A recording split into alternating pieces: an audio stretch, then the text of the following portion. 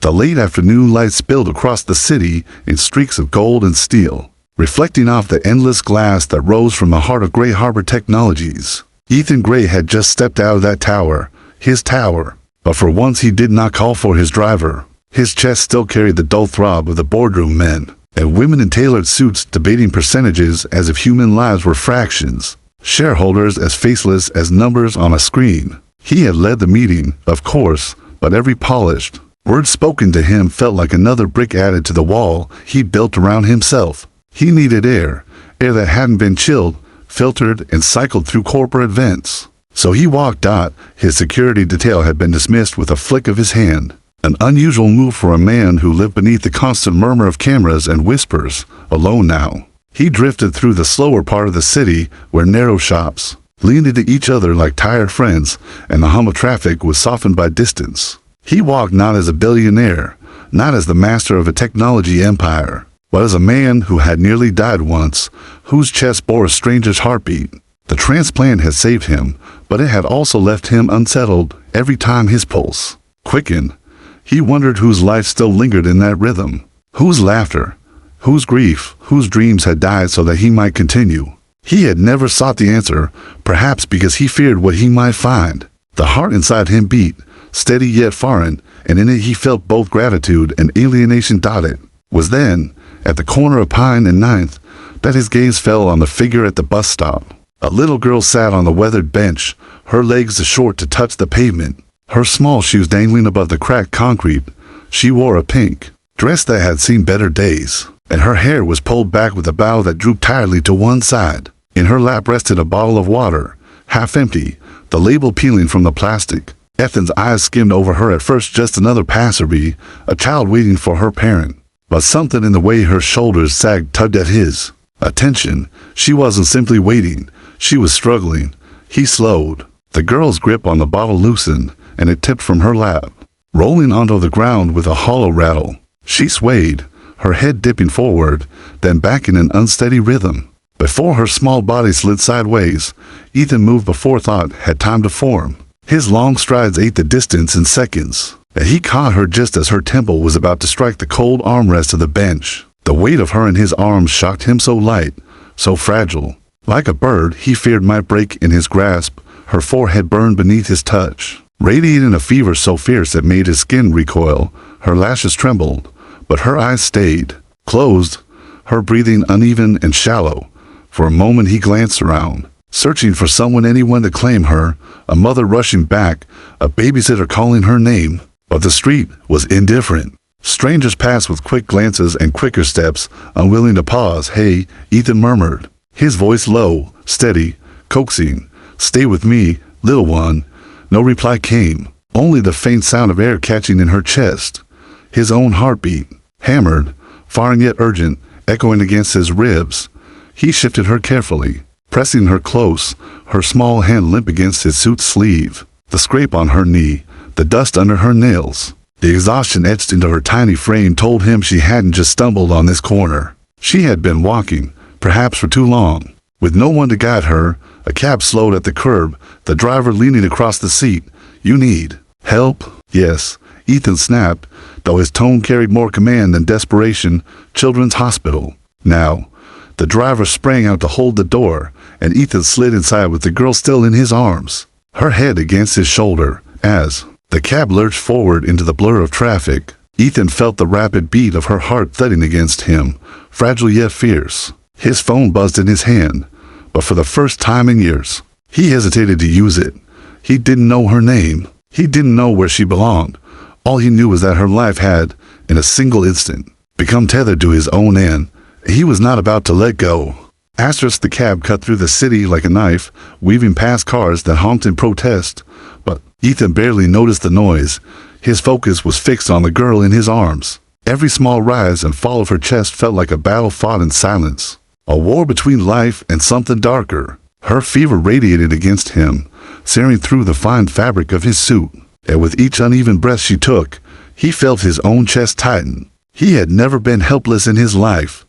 Deals worth billions bent to his voice, governments courted his influence, entire industries shifted when he signed his name.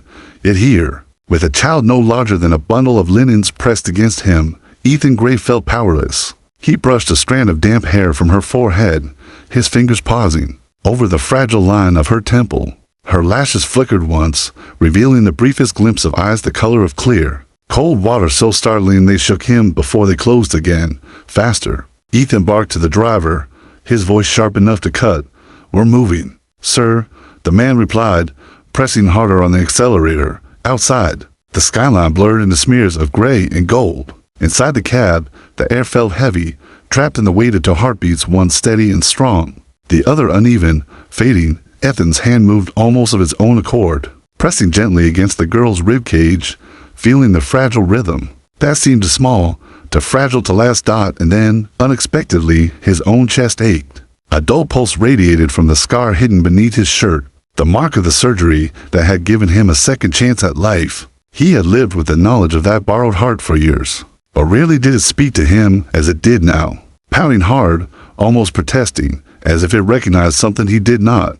He clenched his jaw, dismissing the thought. Coincidence, stress, nothing more. The hospital came into view, its fluorescent lights spilling onto the street like beacons. The cab screeched to a halt, and before the driver could open the door, Ethan was out, lifting the girl with care that belied his urgency. Nurses at the entrance looked up in surprise as the image of Ethan Gray, impeccably dressed, commanding, the billionaire whispered about in business journals, strode through their doors carrying a limp child. She collapsed, fever, dehydration. She needs help now, Ethan said, his tone clipped, authoritative. They moved quickly, a gurney rolling forward, gloved hands reaching, voices firing orders. Ethan hesitated for a fraction of a second before letting them take her, the sudden emptiness in his arms startling him more than he expected. She looked even smaller on the white sheet, swallowed by the harsh lights and stainless steel. Sir, are you the parent? A nurse asked briskly. No, Ethan admitted, his voice lower now, almost raw. I found her. The nurse's brows knit, suspicion flickering in her eyes, but the urgency of the moment drowned it out. They wheeled the girl away, leaving Ethan standing in the corridor, his chest still echoing with her heartbeat that no longer pressed against him. For a moment, he thought of leaving. It would be the logical thing, the kind of thing he would have done years ago. Let the authorities handle it.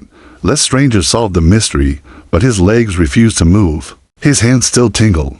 Where had touched her hair, his suit still carried the weight of her fever.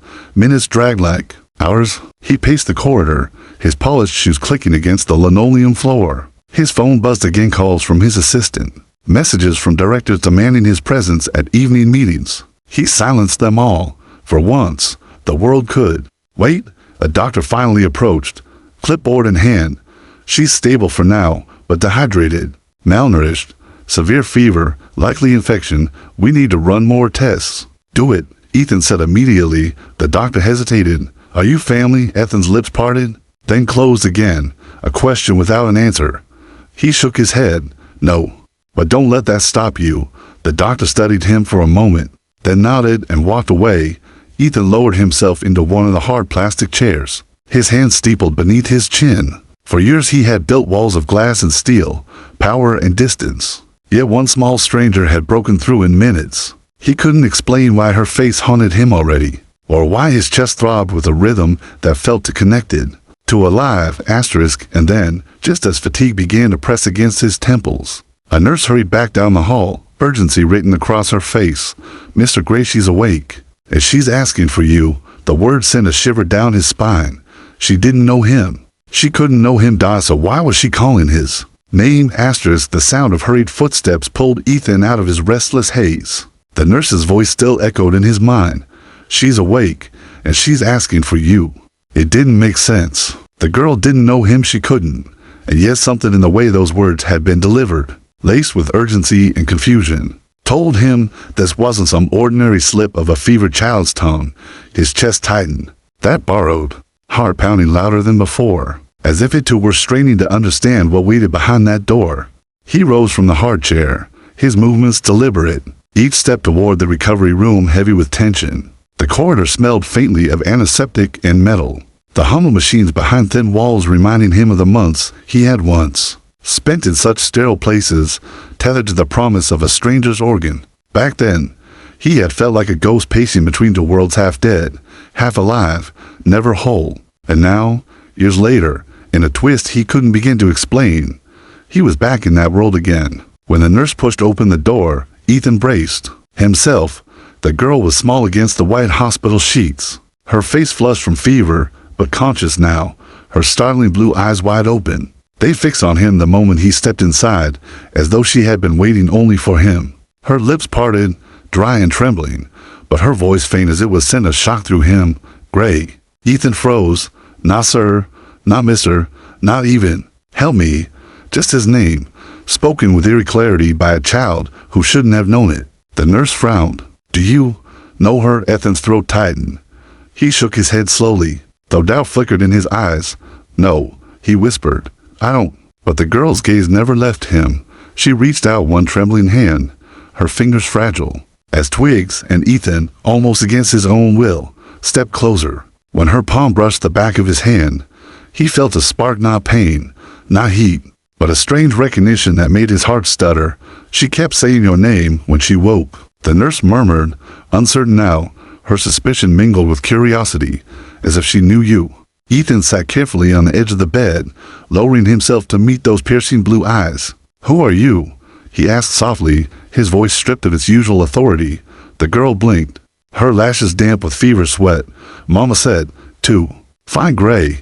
Her words fractured, but their weight was undeniable. She said you'd keep me safe. Every muscle in Ethan's body went rigid. He leaned in, desperate, as if the next word she spoke might unlock the door he had kept sealed for years. Your mother. What was her name?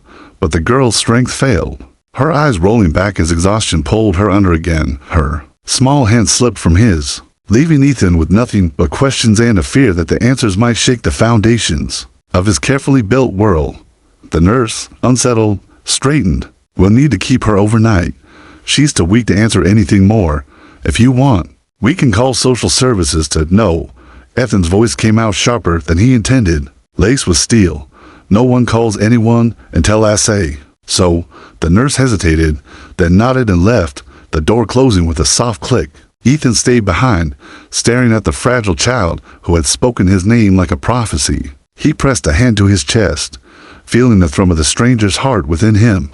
It was beating too hard, too fast, as though it recognized something his mind could not yet grasp. And somewhere deep inside, a chilling thought whispered, what if this child was the key to the life he'd been given, answer to the mystery of whose heart he carried? But how could a little girl possibly know him? He didn't have the answer, not yet. But for the first time in years, Ethan Gray felt afraid not of losing power, not of losing wealth, but of losing the fragile thread of fate that had bound this child to him in ways he couldn't yet explain. The night in the hospital stretched on like a shadow that refused to lift. Ethan stayed seated in the chair beside the girl's bed long after the nurse had left, his elbows on his knees, hands folded, staring at the fragile rise and fall of her chest. Every so often her small body shifted, the sheets rustling faintly. But she did not wake again. Each movement made his heart lurch. He should have left. That's what the old Ethan would have done. Call his assistant, donate a generous sum to the hospital, and move on with his empire. But he couldn't. The weight of her earlier words clung to him, refusing to let go. Mama said, to find Gray. It wasn't possible. It shouldn't have been possible. And yet, her voice had carried a conviction that gnawed at him like a living thing. He pressed a palm against his chest, fingers grazing the faint scar hidden beneath his tailored shirt. The heart within him pounded, not the heart he'd been born with, but the stranger's heart that had been grafted into his body 5 years earlier. That surgery had saved his life, but it had also fractured it. He had never been the same man after, though he hid it well behind deals, acquisitions, and power plays. But tonight, with a child whispering his name as if destiny itself had called her to him, the fracture felt like it was cracking wider. The door opened, and a doctor entered quietly, his expression weary but professional. Mr. Gray, she's stable, but still weak, severe dehydration, malnourished. It looks like she's been without proper care for weeks. Ethan's jaw tightened. Where are her parents? The doctor's silence stretched a beat too long. We don't know. No identification. No one has come forward for now. She's just a Jane Doe. The words tasted wrong in Ethan's mouth. A child without a name, without a home, He glanced back at the girl, her pale skin glowing faintly under the monitor's glow. She was not nobody. She had spoken his name. Run every test you need, Ethan ordered. Full blood work, genetic panel, everything. The doctor blinked. That will be extensive and costly. Bill me directly. Ethan's tone left no room for debate. The doctor nodded, jotting down notes before leaving. Alone again, Ethan leaned back in the chair, thoughts racing. He couldn't shake the feeling that this wasn't random. He thought of the cab ride, how her heartbeat had pressed against his chest, how the throb of his own had felt different, louder, as if echoing hers. He thought of the way she had said. Gray nodded fear, not in confusion, but with certainty. He rose suddenly, pulling his phone from his pocket. Within minutes, he was speaking to a private investigator, a man he trusted with secrets no one else could hold. I need everything you can find about a girl 5, maybe 6 years old, brown hair, blue eyes. She mentioned her mother told her to find me. I want her mother's identity. Start with hospital donor records from 5 years ago. Quietly, the man on the other end hesitated. Sir, donor records are sealed. Not for me, Ethan said coldly. I don't care what walls you have to break down.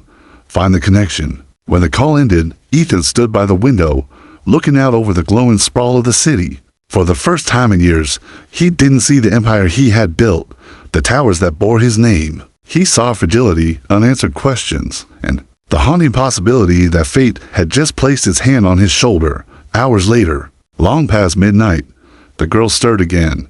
Ethan turned quickly, his chest tightening as her blue eyes blinked open, hazy but focused.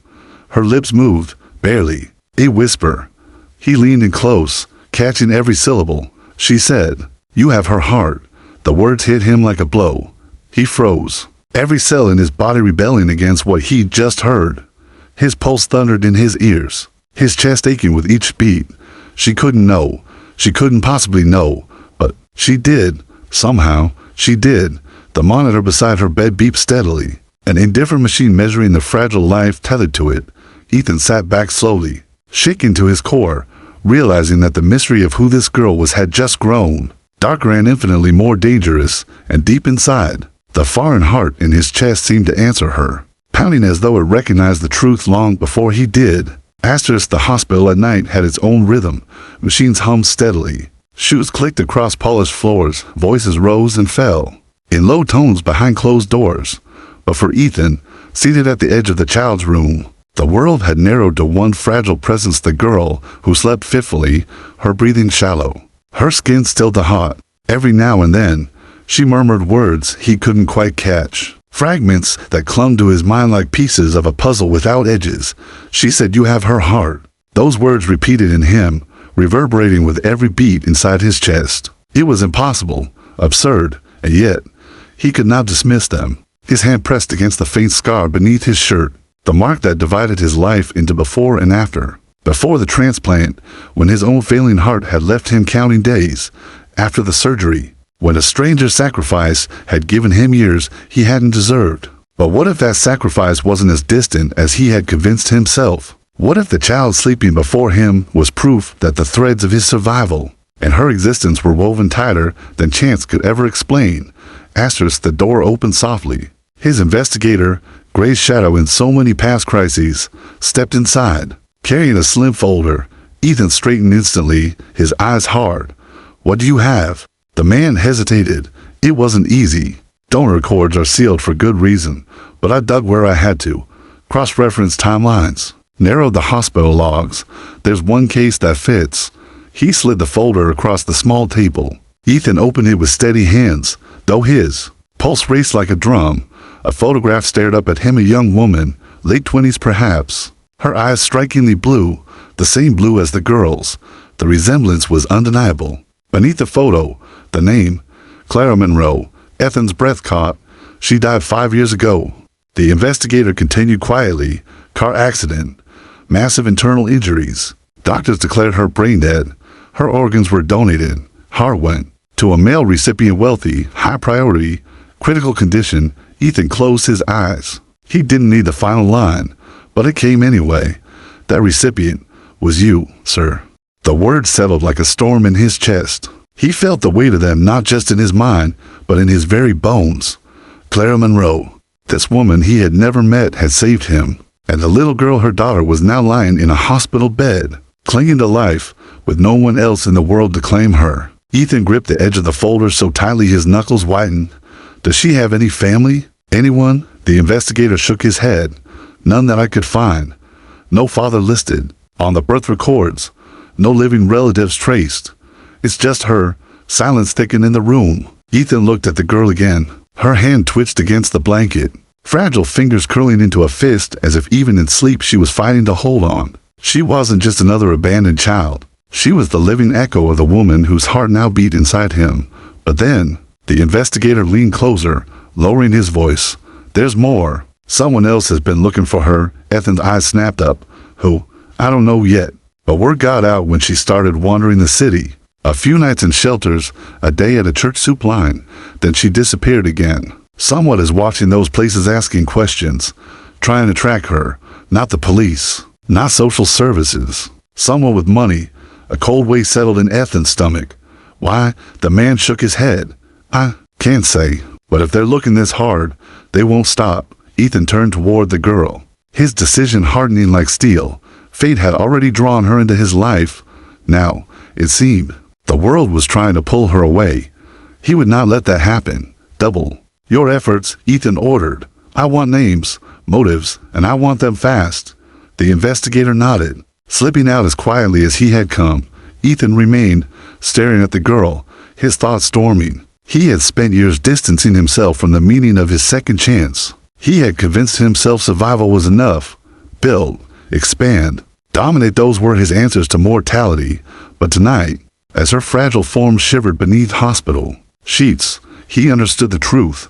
His life had been spared for this moment, not to expand an empire, but to protect this child. The monitor beside her beeped steadily, and Ethan felt his own chest fall into rhythm with it.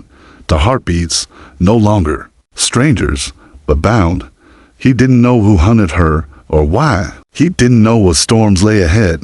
But he knew one thing with absolute clarity: he would fight the world itself, before he let anyone take her away. Asterisk, the city outside the hospital was still alive at dawn, its restless pulse echoing through the streets.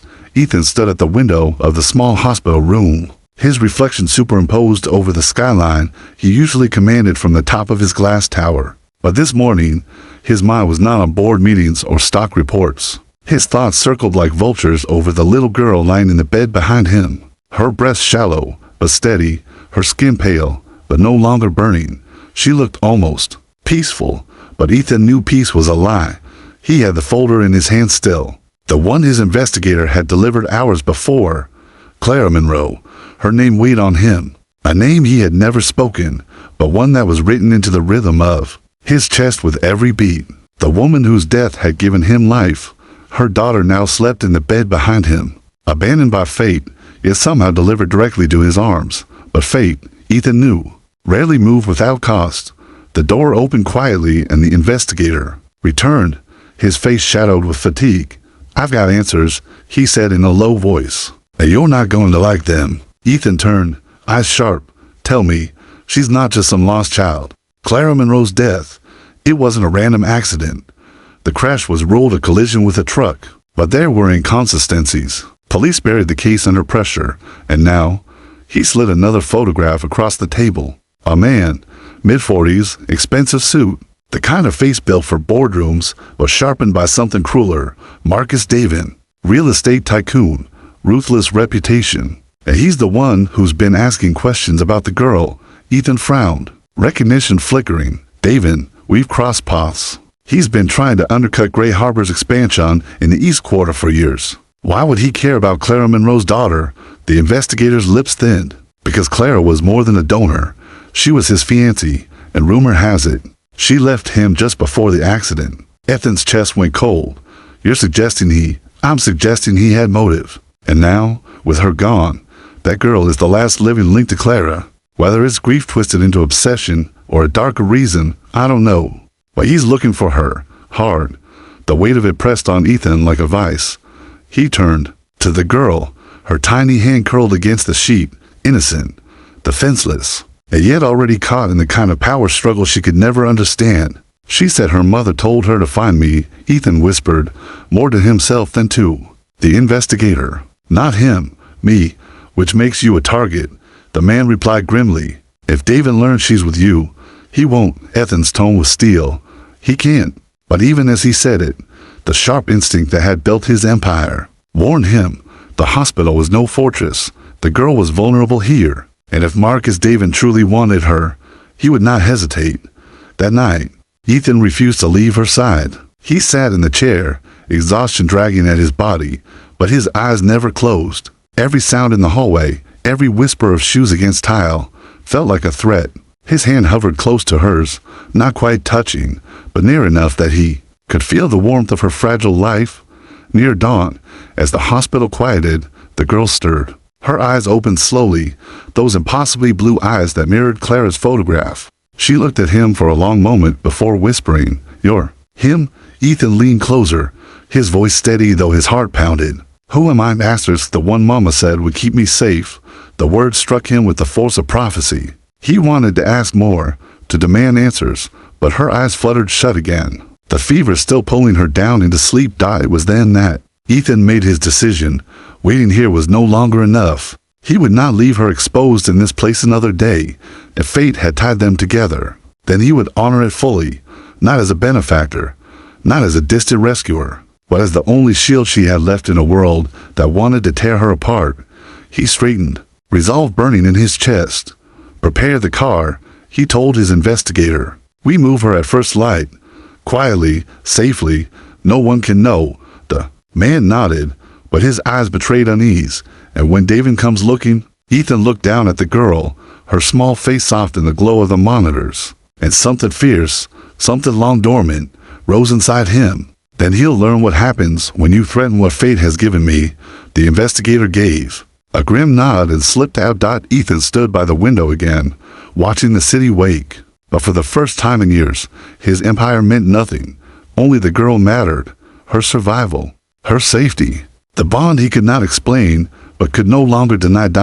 And in the silence of that room, as the girl dreamed, the borrowed heart in Ethan's chest beat with a strange, relentless certainty. This was only the beginning. The first rays of morning cut across the city like blades of fire, gilding the towers in molten gold. But Ethan Gray did not see the skyline as a man surveying his empire. He saw it as a battlefield. For years, the city had been his playground, a place where he bent markets and men to his will. Now, it felt different, hostile, dangerous, because somewhere in it, Marcus David was closing in. And the only thing that mattered was the girl asleep in the bed behind him. Her breaths came easier now, no longer ragged with fever, but her body was still fragile. Ethan had spent the entire night alert, every sound sharpening his senses. He had lived through hostile takeovers, corporate betrayals, and boardroom wars. But this was different. This was not about profit or reputation. This was about survival. Hers. The door creaked open, and his investigator entered, his face drawn with urgency. "We have to move her." David's people were at the hospital across town last night asking questions. "It's only a matter of time before they reach here." Ethan nodded. "The car's ready." "Yes."